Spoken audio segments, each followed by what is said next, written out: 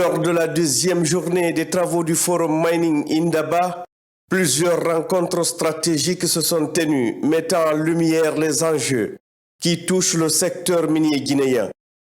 La mission gouvernementale guinéenne, dirigée par le ministre directeur de cabinet de la présidence, président du comité stratégique de Simandou, Djiba Diakité, a reçu une délégation composée de cadres de la Banque mondiale, de la Banque africaine de développement et de la Société financière internationale. Ces échanges ont pour but de trouver des solutions aux contentieux qui opposent le gouvernement guinéen à la société GAC. La délégation guinéenne, qui comprenait également le conseil à la présidence Ousmane Doumbouya, le ministre des Mines et de la Géologie Bouna Silla, la ministre de l'Environnement et du Développement durable Djami Diallo, l'administrateur général du contrôle des grands projets Ibrahima Abe Diallo, ainsi que l'ambassadeur de la République de Guinée en Afrique du Sud, Moriba Alenkone, a entamé des discussions cruciales. L'objectif était de clarifier les points de divergence liés au non-respect des engagements pris par GAC envers le gouvernement guinéen. Le ministre des Mines et de la Géologie, Bouna Silla, a planté le décor en exposant les enjeux du contentieux. Il a ensuite passé la parole aux représentants des structures financières présentes qui ont souligné l'importance d'une résolution rapide du litige. Ces échanges sont d'autant plus pertinents après leur récente entrevue à Conakry, où la nécessité de trouver une issue favorable avait été déjà abordée. Le président du comité stratégique de Simandou, Djiba Diakité, a remercié les représentants des institutions financières pour leur accompagnement dans divers secteurs de développement en République de Guinée. Il a reconnu les incompréhensions qui existent avec GAC, rappelant que celles-ci résultent principalement d'un non-respect des engagements. Le ministre Djiba Diakité a réitéré la volonté du chef de l'État, son Excellence le général Mamadi Doumbouya, de mettre un terme à cette situation et a également exprimé sa compréhension de la position des banques présentes. C'est l'occasion vraiment pour nous de vous remercier pour l'accompagnement que vous faites déjà sur la Guinée, depuis le 5 septembre et même auparavant, pour développer notre pays, que ce soit sur le plan social ou économique. Nous voyons le témoignage de cet accompagnement cette année encore dans le secteur privé, les projets agricoles qui sont déjà financés par la Banque mondiale.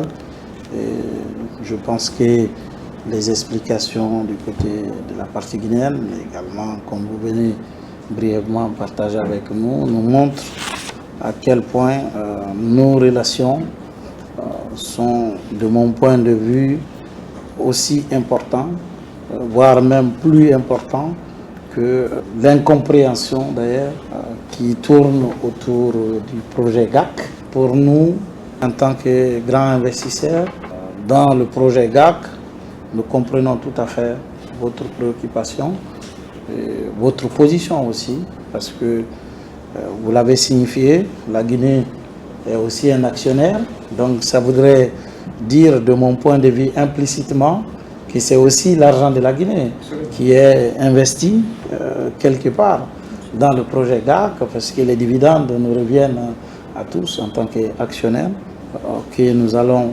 certainement en discuter au sein du comité stratégique pour voir justement pour la suite quelle approche, quelles sont les différentes modalités que nous pouvons associer à ce rôle que vous souhaitez jouer.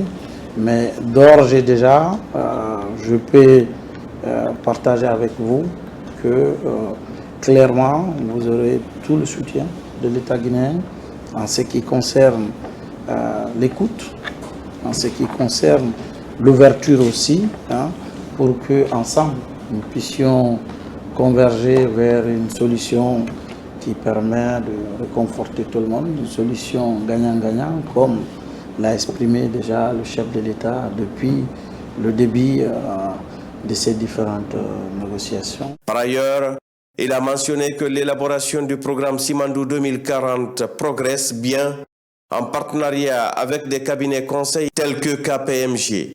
Ce programme ambitieux vise à harmoniser les objectifs du secteur minier avec la vision de développement durable du président de la République, le général Mamadi Doumbouya. L'un des aspects les plus importants que vous avez souligné, c'est aussi le programme Simandou 2040.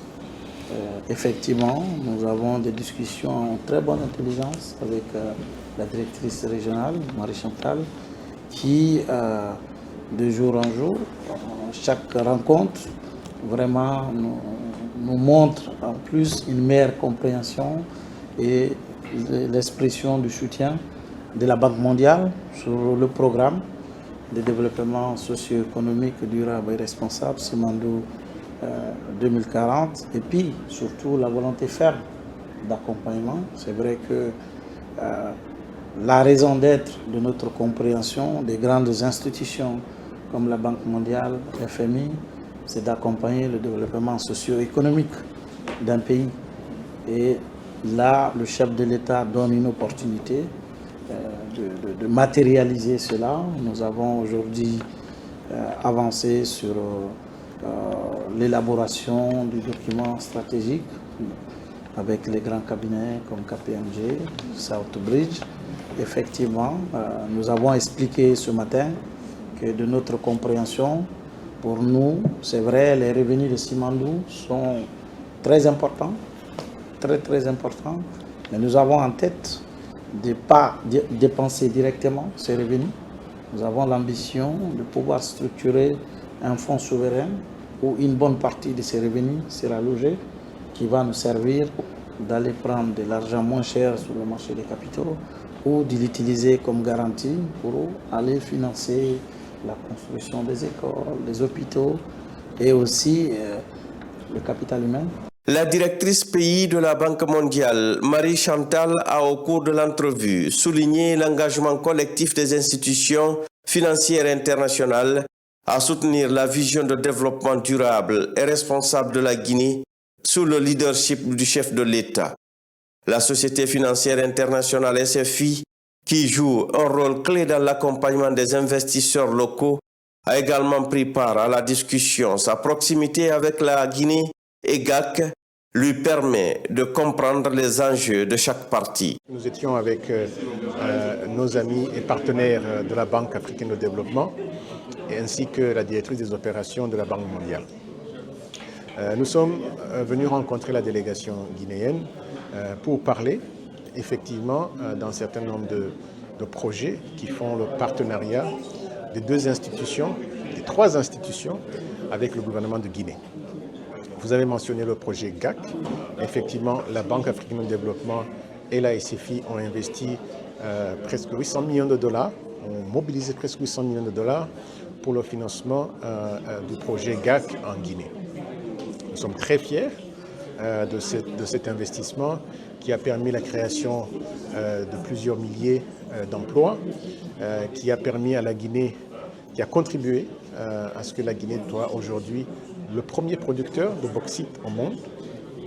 Et surtout, ce projet est prometteur parce que dans les conventions que l'État guinéen a signées avec l'investisseur, il y a la promesse, l'engagement de réaliser une raffinerie d'alumine.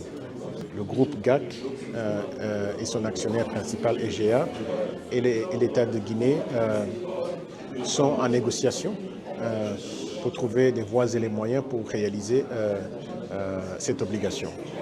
Donc en tant que prêteur au projet, mais surtout en tant que partenaire à la Guinée, nous sommes venus discuter avec la partie guinéenne pour essayer de voir dans quelle mesure on peut contribuer à ce que ces négociations puissent aboutir le plus tôt possible, afin que le projet puisse continuer et la raffinerie se développer.